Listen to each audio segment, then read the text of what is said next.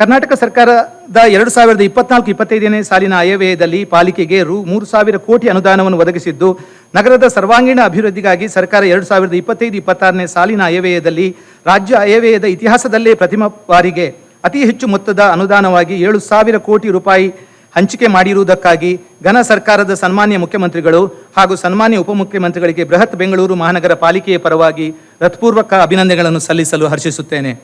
2025-26ನೇ ಸಾಲಿನಲ್ಲಿ ಕೇಂದ್ರ ಸರ್ಕಾರದ 15ನೇ ಹಣಕಾಸು ಆಯೋಗದ ಅಡಿಯಲ್ಲಿ ರು 498 ಕೋಟಿ, ರಾಜ್ಯ ಸರ್ಕಾರದ SFC ಅನುದಾನದ ಅಡಿಯಲ್ಲಿ ರು 542.43 ಕೋಟಿ, ರಾಷ್ಟ್ರೀಯ ವಿಪತ್ತು ನಿರ್ವಹಣಾ ನಿಧಿಯಲ್ಲಿ ರು 238.50 ಕೋಟಿ ಮತ್ತು ಬೃಹತ್ ಮಳೆ ನೀರುಗಾಲುವೆ ಹಾಗೂ ಕೆರೆಗಳ ಅಭಿವೃದ್ಧಿಗಾಗಿ ವಿಶ್ವ ಬ್ಯಾಂಕ್ ಬಾಹ್ಯ ನೆರವಿನ ಯೋಜನೆಯ ಅಡಿಯಲ್ಲಿ 500 ಕೋಟಿಗಳ ಅನುದಾನವನ್ನು ನಿರೀಕ್ಷಿಸಲಾಗಿದೆ.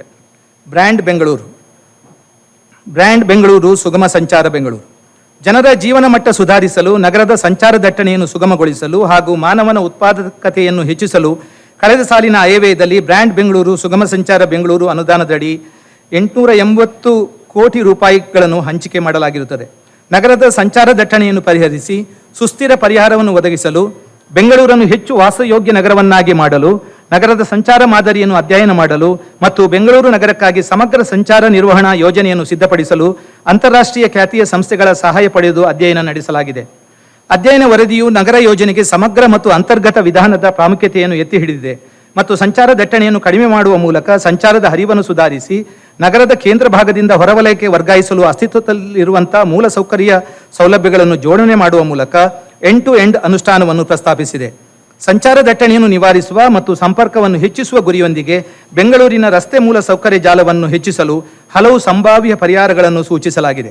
ಅಧ್ಯಯನ ವರದಿಯ ಆಧಾರದ ಮೇಲೆ ಈ ಕೆಳಗಿನ ಬೃಹತ್ ಮೂಲಸೌಕರ್ಯ ಯೋಜನೆಗಳನ್ನು ಕೈಗೊಳ್ಳಲು ಪ್ರಸ್ತಾಪಿಸಲಾಗಿದೆ. ನಗರ ಸುರಂಗ ಮಾರ್ಗಗಳು ಅಂದಾಜು ವೆಚ್ಚ 42,000 ಕೋಟಿ ರೂಪಾಯಿ.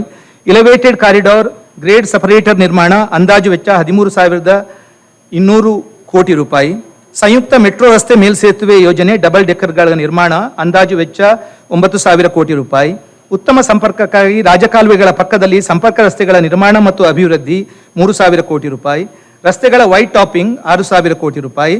ಸ್ಕೈಡೆಕ್ ನಿರ್ಮಾಣ 4,000 ಕೋಟಿ ರೂಪಾಯಿ. TDR ಬಳಸಿ ರಸ್ತೆಗಳ ವಿಸ್ತರಣೆ ಯೋಜನೆಗಳು. ಮೊದಲ ಬಾರಿಗೆ ಪಾಲಿಕೆಯು ಈ ಗಾತ್ರದ ಅಂದರೆ 73,600 ಕೋಟಿ ರೂಪಾಯಿಗಳ ಸಂಕೀರ್ಣ ಯೋಜನೆಯನ್ನು ಕೈಗೆತ್ತಿಕೊಂಡಿದೆ. ಈ ಬೃಹತ್ ಯೋಜನೆಗಳ ರಚನೆ ಮತ್ತು ಅನುಷ್ಠಾನ, ಬಾಹ್ಯ ಹಣಕಾಸು ನೆರವು, ಬಿಡ್ ದಾಸ್ತಾವೇಜುಗಳ ತಯಾರಿಕೆಗಾಗಿ ಸೂಕ್ತ ಪರಿಣಿತಿಯ ಅಗತ್ಯವಿರುತ್ತದೆ. ಆದ್ದರಿಂದ ಮುಂದಿನ 5 ವರ್ಷಗಳ ಅವಧಿಯಲ್ಲಿ ಈ ಮೇಲಿನ ಎಲ್ಲ ಪ್ರತಿಷ್ಠಿತ ಮೆಗಾ ಯೋಜನೆಗಳ ಪರಿಣಾಮಕಾರಿ ಅನುಷ್ಠಾನಕ್ಕಾಗಿ ನಗರ ಯೋಜಕರು, ತಜ್ಞ ಅಭಿಯಂತರರು ಮತ್ತು ಆಡಳಿತಗಾರರನ್ನು ಒಳಗೊಂಡ ಒಂದು ವಿಶೇಷ ಉದ್ದೇಶಿತ ಘಟಕ SPVಯನ್ನು ರಚಿಸಲಾಗುವುದು. ಪಾಲಿಕೆಯ ಪ್ರೀಮಿಯಂ FIR ಶುಲ್ಕ ಮತ್ತು ಜಾಹೀರಾತು ಶುಲ್ಕವನ್ನು ದಿಂದ ಬರುವ ಆದಾಯವನ್ನು ಮುಂಬರುವ ದಿನಗಳಲ್ಲಿ ವಿಶೇಷ ಉದ್ದೇಶಿತ ಘಟಕಕ್ಕೆ ವರ್ಗಾಯಿಸಲಾಗುವುದು. ಕೆಳಗಿನ 5 ಯೋಜನೆಗಳು ವಿಶೇಷ ಉದ್ದೇಶಿತ ಘಟಕದ ಮೂಲಕ ಅನುಷ್ಠಾನಗೊಳಿಸಲು ಉದ್ದೇಶಿಸಲಾಗಿದೆ. 1. ನಗರದ ಹೃದಯ ಭಾಗದಲ್ಲಿ ಅಸ್ತಿತ್ವದಲ್ಲಿ ಹಿಂದಿನ ರಾಷ್ಟ್ರೀಯ ಹೆದ್ದಾರಿ ಪಥಗಳ ಜೋಡಣೆಯು ಅತ್ಯಂತ ಪ್ರಮುಖವಾಗಿದ್ದು, ನಗರದಲ್ಲಿ ಗರಿಷ್ಠ ಪ್ರಮಾಣದ ಕಟ್ಟಡ ನಿರ್ಮಾಣವಾಗಿರುವ ಹಿನ್ನೆಲೆಯಲ್ಲಿ ಸುರಂಗ ಮಾರ್ಗಗಳ ನಿರ್ಮಾಣದಿಂದ ಜೋಡಣೆಯನ್ನು ಮಾಡಬಹುದೆಂಬ ತಜ್ಞರ ಅಭಿಪ್ರಾಯದಂತೆ ಪ್ರಸ್ತುತ ರಾಷ್ಟ್ರೀಯ ಹೆದ್ದಾರಿ 7ರಲ್ಲಿ ಹೆಬ್ಬಾಳದಿಂದ ಮೈಸೂರು ರಸ್ತೆ ಸಿಲ್ಕ್ ಬೋರ್ಡ್ವರೆಗೂ ಸುರಂಗ ಮಾರ್ಗದ ನಿರ್ಮಾಣಕ್ಕೆ ವಿಸ್ತೃತ ಯೋಜನಾ ವರದಿಯನ್ನು 17,780 ಕೋಟಿ ರೂಪಾಯಿಗಳಿಗೆ ತಯಾರಿಸಲಾಗಿದ್ದು, ಇದೇ ವರ್ಷದಲ್ಲಿ ಅನುಷ್ಠಾನಗೊಳಿಸಲು ಕ್ರಮ ವಹಿಸಲಾಗುವುದು. ಪೂರ್ವ ಪಶ್ಚಿಮ ರಾಷ್ಟ್ರೀಯ ಹೆದ್ದಾರಿ 4ರಲ್ಲಿ KR ಪುರಂನಿಂದ ಮೈಸೂರು ರಸ್ತೆವರೆಗೆ ಸಂಪರ್ಕಿಸುವ ಯೋಜನೆಗಳಿಗಾಗಿ ವಿಸ್ತೃತ ಯೋಜನಾ ವರದಿಯನ್ನು ತಯಾರಿಸಲಾಗುತ್ತಿದೆ. ಸುರಂಗ ಮಾರ್ಗಗಳ ನಿರ್ಮಾಣವನ್ನು BOT ಹ್ಯಾಮ್ ಆಧಾರದಲ್ಲಿ ಖಾಸಗಿ ಸಹಭಾಗಿತ್ವದೊಂದಿಗೆ ನಿರ್ಮಿಸಲು ಯೋಜಿಸಲಾಗಿದೆ.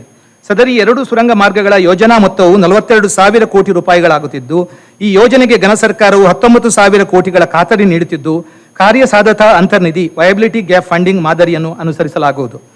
ಯೋಜನೆಯ 40% ವೆಚ್ಚವನ್ನು ಸರ್ಕಾರ ಅಥವಾ ಪಾಲಿಕೆ ಬ್ಯಾಂಕ್ಗಳ ಮೂಲಕ ಭರಿಸಿ ಉಳಿದ ವೆಚ್ಚವನ್ನು ಪ್ರವರ್ತಕರಿಂದ ಭರಿಸಲು ಯೋಜಿಸಲಾಗಿದೆ. 2. ನಗರ ವಾಹನ ಮೇಲ್ಸೇತುವೆಗಳ ನಿರ್ಮಾಣದಡಿ ನಗರದ ಹೊರವರ್ತುಲ ಒಳವರ್ತುಲ ರಸ್ತೆಯಿಂದ ಮತ್ತು ನಗರದ ಹೃದಯ ಭಾಗದಿಂದ ಹೈ ಡೆನ್ಸಿಟಿ ಕಾರಿಡಾರ್ಗಳ ಮೂಲಕವಾಗಿ ನಗರಕ್ಕೆ ಒಳಬರುವ ಮತ್ತು ಹೊರಹೋಗುವ ವಾಹನಗಳಿಗಾಗಿ ಪ್ರತ್ಯೇಕವಾದ ಸಿಗ್ನಲ್ ಮುಕ್ತ ಕಾರಿಡಾರ್ಗಳನ್ನು ನಿರ್ಮಿಸಲು ಯೋಜಿಸಲಾಗಿದ್ದು, ಈ ಯೋಜನೆ ಅಡಿಯಲ್ಲಿ 110 ಕಿಲೋಮೀಟರ್ ಉದ್ದದ ರಸ್ತೆಗಳನ್ನು ಒಟ್ಟು 13,200 ಕೋಟಿಗಳ ಮೊತ್ತದಲ್ಲಿ